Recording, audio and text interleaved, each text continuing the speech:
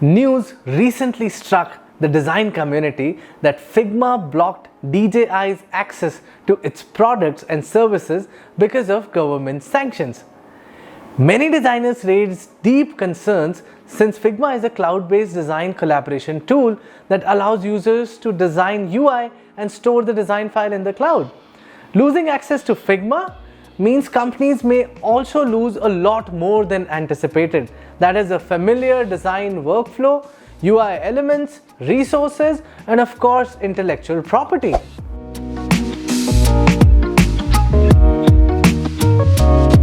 While extreme incidents like a sanction do not happen every day, designers may still find their hands tied in unplanned episodes such as technical difficulties, program bugs, or something as common as internet disconnections.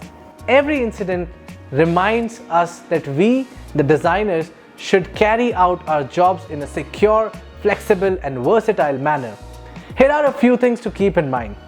Number one, do not be overly reliant on a single tool. While we do enjoy the familiarity of everyday routine, our dependency on a single design tool could lead to unpleasant consequences. What if your account is blocked? What if your new employer asks you to use Adobe XD instead of Figma? Dependency on a single platform can cause a significant decrease in efficiency when changes are in order. And it may even impact your work deliverables should you struggle to achieve specific effects in the new app. Number two, manage your design file storage wisely. Back up your design files and intellectual property from time to time so that you won't be surprised by occasional service disruptions.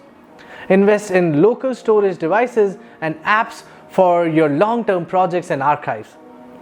Compared with cloud-based solutions, local storage options like NAS still have unbeatable stability and reliability. Finally, you may want to reflect on your previous design projects from time to time just to summarize what you learned and what you have done right. The software may change, but your skills stay with you forever. I hope this tip was helpful. Don't forget to visit our website, void.com. This is San. You were watching UX Tips at Void. See you in the next video.